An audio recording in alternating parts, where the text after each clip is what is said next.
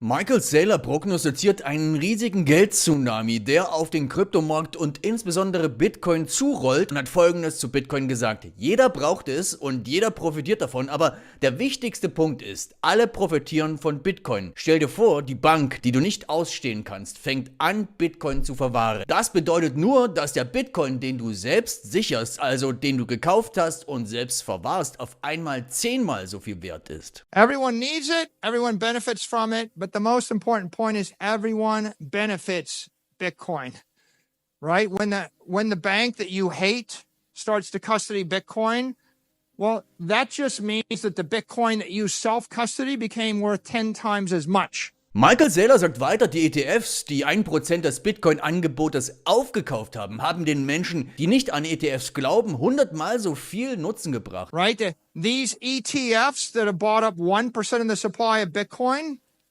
well, they have conveyed 100x as much benefit to the people that don't believe in ETFs. Und Michael Saylor sagt es selbst: Wir befinden uns jetzt in dem Zeitalter des Bitcoin-Goldrausches. Die neuen Bitcoin-ETFs haben bereits 1% des gesamten Bitcoin-Angebotes aufgesogen und die Preise auf neue Höchststände getrieben. Und die ETFs werden diese Entwicklung nur noch beschleunigen, so Michael Saylor. Das heißt, es kommt was Großes auf uns zu, und wenn du davon partizipieren willst und finanzielle Freiheit dir mit Krypto aufbauen willst, dann klick auf den Link in der Beschreibung. Right? It's $400 billion dividend to people that don't like ETFs. They're not hurting you. Für Michael Saylor ist Bitcoin der beste Vermögenswert aller Zeiten, dessen Wert, so Michael Saylor, besonders in wirtschaftlichen unsicheren Zeiten Bestand hat. Er sieht Bitcoin nicht nur als relevant für Einzelpersonen oder Unternehmen an, sondern ebenfalls als Lösung für globale Herausforderungen, wobei das Netzwerk durch die Teilnahme durch vermeintliche Gegner gestärkt wird und eine wohlhabendere, friedlichere Zukunft für uns alle im Grunde genommen verspricht, und das kann durch Bitcoin geschehen. What happens is when your enemy joins, you're improved and the network is improved and the likelihood of war decreases. We move, if we want to eliminate war and conflict and violence, we really want all of our enemies to settle their differences in a fair, equitable fashion. And the fair, equitable, peaceful way to settle your differences is Bitcoin. So you shouldn't fear those who don't understand, who are your enemy, who join Bitcoin. You should fear those who are your enemies that don't join Bitcoin. They're the ones that will use bullets to solve the problem. Saylor sagt, es gibt hunderte Billionen an Dollar an Kapital. Bitcoin ist für Saylor digitales Kapital, und du könntest es auch als Eigentum nennen, und er sagt es: Wir haben hunderte Billionen Dollar an Eigentum auf der Welt. Bitcoin ist digitales Eigentum, etwas, das du besitzen kannst. Wir können es auch Reichtum nennen. Well, let's just start with Bitcoin is digital. And the entire world for the last 5,000 years has lived on analog assets. Real estate, gold, silver, paper, money, bonds, buildings, collectibles, sports teams, livestock, cattle, and bales of tobacco, seashells, and glass beads. Now we have a digital asset. In fact, this is the digital asset. Maybe this is the only digital asset. Now, what is that? What kind of asset is it? Well, you could think of it as digital capital. And we've talked about capitalism. There are hundreds of trillions of dollars of capital. Bitcoin is digital capital. You could also call it property. We have hundreds of trillions of dollars of property in the world. Bitcoin is digital property, something you can own. We could also call it wealth. Bitcoin is digital wealth. Analog wealth is when you own hundreds of acres of land somewhere.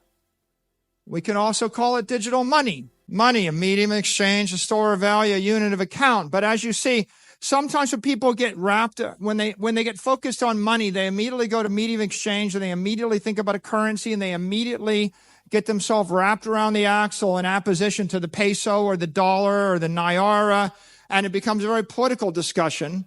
When you come back to think of it as property or wealth, then it becomes much less political. Bitcoin ist digitaler Reichtum und auch digitale Energie, und Michael Saylor spricht hier darüber, dass das Universum aus Energie besteht. Materie ist statische Energie, und Einstein, so sagte Michael Saylor, zeigte uns, dass E gleich mc zum Quadrat ist. Bitcoin is digital energy. Now, Fat is organic energy. The universe is made up of energy. Matter is static energy. Einstein showed us that when he gave us the E equals mc squared.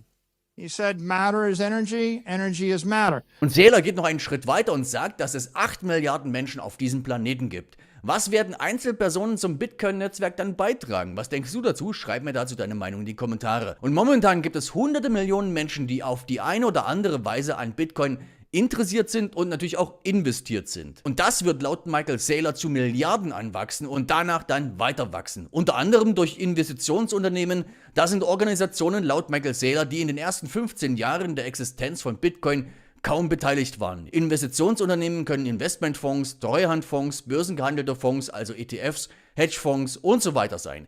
Sie verfügen laut Michael Saylor nicht nur über Billionen, sondern wahrscheinlich über hunderte Billionen an Vermögenswerten und sie entscheiden, wie diese Vermögenswerte im Grunde genommen dann verwendet werden. Und diese Institutionen vertreten Familien beispielsweise und auch Einzelpersonen und auch andere. Man kann und sollte sie auch nicht ignorieren, vor allem wenn sie darüber entscheiden, 10 Milliarden Dollar beispielsweise aus Gold zu Bitcoin dann umzuschichten. Und täglich wird aktuell Bitcoin im Wert von hunderten Millionen Dollar gekauft. Und die damit handeln und in Bitcoin investieren, bauen gerade Milliardenpositionen auf. Und Michael Saylor glaubt, dass das erst der Anfang einer massiven Adoption ist, die wir jetzt in der nächsten Zeit sehen werden. Now, Bitcoin is more than these things. I could go on for a while, but the point of this is not to talk to you about what Bitcoin is. You already know what Bitcoin means to you. The real point of this discussion is to talk about what Bitcoin means to the rest of the world.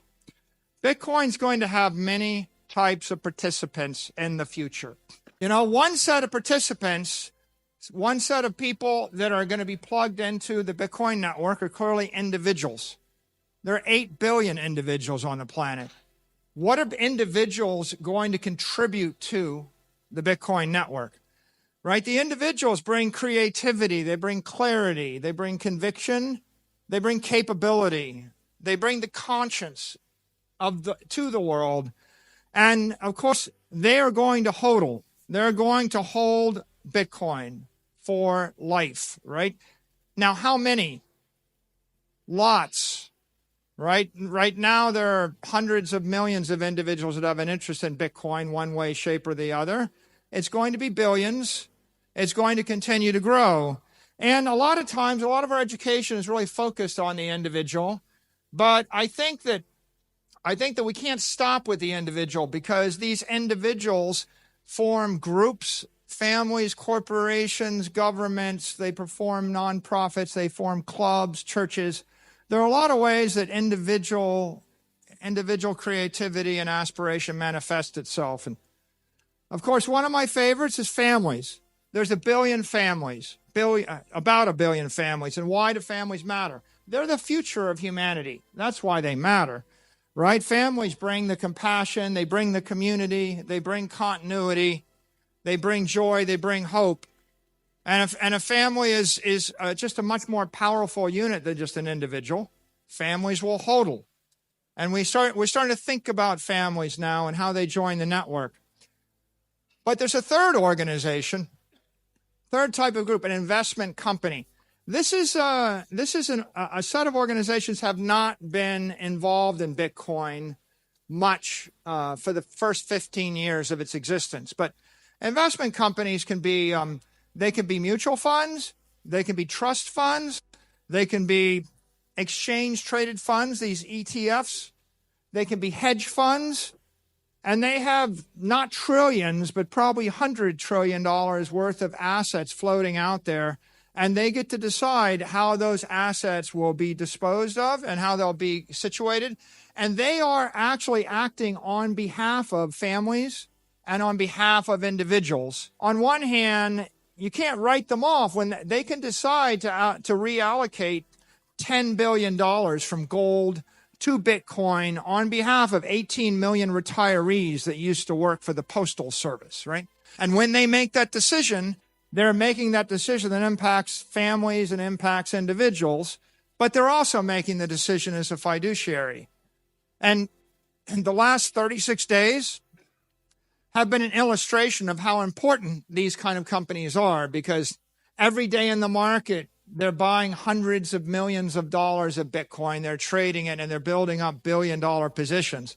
This has just started. We're 36 days into a massive adoption of just these exchange-traded funds, but it's going to just keep going, and they're going to ripple all through the world, through all sorts of economies, and they will have a profound impact, and in my opinion, a profound impact for good. 2018 stand so Michael Saylor die Bitcoin-Gemeinde Larry Fink skeptisch gegenüber, doch seit geraumer Zeit lobt Larry Fink im Fernsehen sogar Bitcoin als Hoffnungsträger und auch Wertspeicher, der individuelle Souveränität schützt.